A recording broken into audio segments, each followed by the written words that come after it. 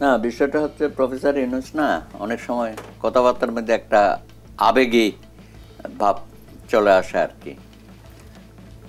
ওনার আন্তরিকতা নিয়ে তা আমরা কোনো প্রশ্ন করছি না। আমরা যেটা বলতে চাই, সংস্কার এবং নির্বাচন দুইটাই পাশাপাশি হবে। এখানে ছোট সংস্কার আর বড় সংস্কারের প্রশ্ন না। ভাই, আপনি রাজনৈতিক দলগুলোর সাথে আলোচনা করে সব সংস্কার করতে হবে কেন? কতগুলো বিষয় আছে আপনারা নিজেরাই সংস্কার করতে হবে। যা বিচার বিভাগের সংস্কার, বিচার বিভাগের স্বাধীনতা, বিচারপতি নিয়োগ, আইন তো করেই ফেলেছেন। এটাকে আমরা আলোচনা করে ঠিক করছি। আপনি তাদের আর্থিক স্বাধীনতাটা দেন, হ্যাঁ। অর্থাৎ টোটাল বিষয়টা আপনি এখনো পর্যন্ত যেটা এক্সিকিউটিভদের হাতে আছে সেটা সম্পূর্ণভাবে সুপ্রিম কোর্টের হাতে দিয়ে দেন। তাদের নিয়োগ, তাদের পদোন্নতি, হ্যাঁ, তাদের সুযোগ সুবিধা সব কিছু। এটা তো আমাদের সাথে আলোচনা করার দরকার নাই। আপনি দুদককে ভালোভাবে সংস্কার করেন, জিরো টলারেন্স বলতেছেন, আমরা সেটা দেখতে চাই। এবং এর বাইরেও আপনি 15 বছরের দুর্নীতি নিয়ে লেগে আছেন, আরও কঠোর হন। এবং আপনার এই সময়ে যে দুর্নীতিগুলো আওয়াজ, আমরা পায়ের আওয়াজ বুঝেন তো, হ্যাঁ, কিছু কিছু আওয়াজ শোনা যাচ্ছে যে এই সময়ে অনেক দুর্নীতি হচ্ছে নানান জায়গায়, সেগুলো ধরেন। কোন ক্ষেত্রে দুর্নীতি হচ্ছে? এই যে তার মানে ঠিক শুরুতেই তো আপনারা এইসব কর্মের সাথে যুক্ত হয়ে যাচ্ছেন। আপনারা তো দেশে একটা অনেক আশা সৃষ্টি করেছেন, হ্যাঁ, এই তরুণ সমাজটা। তো সেই জায়গায় যদি শুরুতে হোঁচটকাতে হয় তাহলে আমরা কোথায় যাব? আমরা তো চাচ্ছি যে আগামী দিনে দেশের দায় দায়িত্ব তো তারাই নেবে, তাই না? বিগত 15 বছর সেই সুযোগটা আসে নাই। আমরা তো তরুণ সমাজের নেতৃত্ব তো দেখি নাই।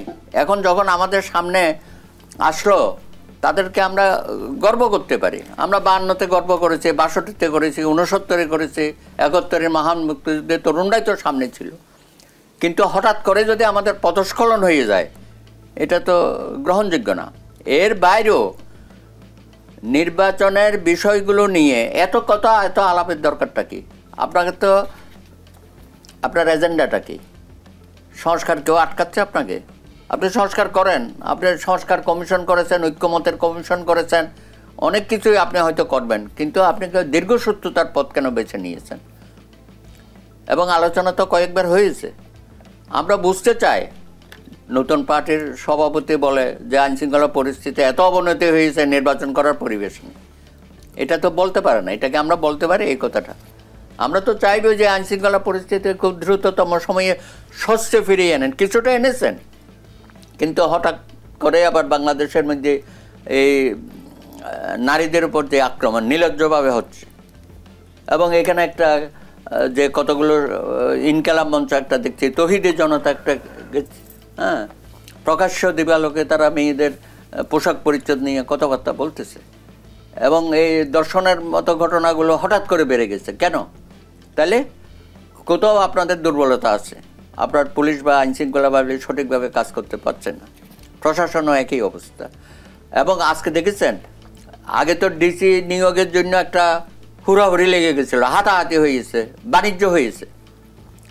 এখন শুনতেছে যে না, ডিসি নিয়োগের ক্ষেত্রেও অনেকেই সেটা যেতে চাচ্ছেন না।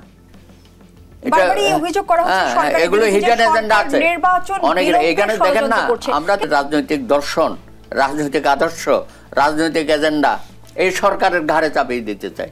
অর্থাৎ ইউনূস সাহেব সব করে দেবে। কেন রে বাবা? তোমরা তোমাদের বক্তব্য, তোমাদের ম্যানিফেস্টো নিয়ে তোমরা মাঠে যাও। জনগণ তোমাদের যদি নির্বাচিত করে, তোমরা যখন ক্ষমতায় আসবে তোমরা করবে। যে 72 সংবিধান ছড়ে ফেলে দেবো, নতুন করে সংবিধান লিখতে হবে। দেশে কি একটা অরাজক পরিস্থিতি হবে, গণপরিষদ নির্বাচন, এটা আবার নতুন করে তো একটা জিনিসটা আসছে। তা আপনি আপনার এজেন্ডা নিয়ে জনগণের কাছে যান, যে আপনি সংবিধান ছুঁড়ে ফেলে দেবেন, নতুন করে লিখবেন। কেউ বলবে 72 মানি না, হ্যাঁ, বলতে বলতে ইলেকশনে বলে যে আমরা মুক্তিযুদ্ধও মানি না। তা এখন অবশ্য তাদের সুর কিছুটা পাল্টেছে, তারা 71কেও রাখছে, পাশাপাশি 24 গণ অভ্যুত্থানকেও রাখছে। এটা ভালো। তো এগুলো তো আমাদেরকে সমন্বয় করতে হবে, সামনের দিকে যেতে হবে। আমরা তো কেউ কারো প্রতিপক্ষ না। আমরা রাজনীতির মাঠে থাকবো যার যার কর্মসূচি নিয়ে। তবে নির্বাচন ছাড়া এই অন্তর্বর্তীকালীন সরকার অনেক কিছু করে ফেলবে সেটা বলার অবস্থা নাই। কারণ এত সমস্যা সংকুল, আপনার তো কোনো রাজনৈতিক শক্তি নাই। আপনি যে বিভিন্ন কর্মসূচি দেবেন, এগুলো বাস্তবায়ন করবে কোথায়? আপনাকে ইউনিয়নের কমিটি আছে, আপনার আছে কি টিএনও, আপনার আছে ডিসি, এসপি, এরা কি আপনার এই সংস্কার কর্মসূচিকে এরা বাস্তবায়িত করবে? সুতরাং রাজনৈতিক দল যে সমস্ত সংস্কার করবে সেগুলো বাস্তবায়ন করার জন্য তাদের রাজনৈতিক কর্মী বাহিনী আছে, বৃহৎ দলের তো আছেই।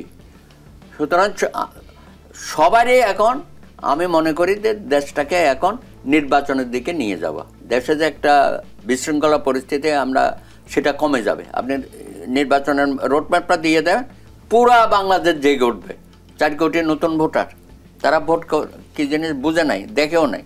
তার মধ্যে যারা ভোটার ছিল তারাও ভোট দিতে পারে নাই। 3টা নির্বাচন তো একটা কলঙ্ক সৃষ্টি করেছে শেখ হাসিনা, যেটা করেছে। এখান থেকে বেরোতে গেলে রাজনৈতিক শক্তি, তার ক্ষমতায়ন দরকার, এবং রাজনৈতিক দলগুলোরও সংস্কার প্রয়োজন আছে। সেটাকে তো আমরা আলোচনা আসবো। ধন্যবাদ জানাচ্ছি এ পর্যায়ে অ্যাডভোকেট সুব্রত চৌধুরী। তাসনুভা জাবিন, নির্বাচন বিলম্বিত করার আলোচনায় যখন রাজনৈতিক অঙ্গন উত্তপ্ত, তখন অভিযোগের তীর কিন্তু অনেকটা আপনাদের দিকে যাচ্ছে যে ঐতিহাসিক মুহূর্তেই সরকারের জন্ম হয়েছে একটা গণ অভ্যুত্থানের পরে।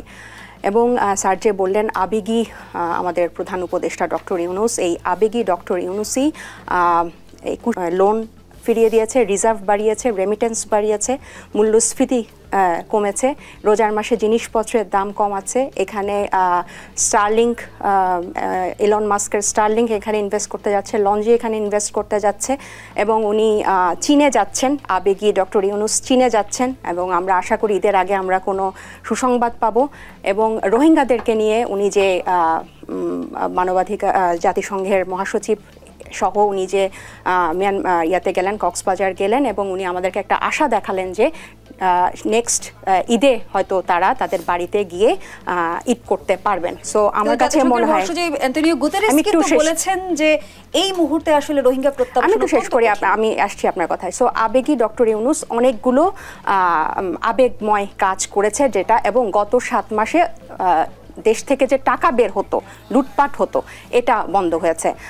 অ্যান্টোনিও গুতেরেস বলেছে এই মুহূর্তে এক্সট্রিমলি ডিফিকাল্ট, এগ্রি, এবং এটা অবশ্যই এই মুহূর্তে ডিফিকাল্ট। কেন?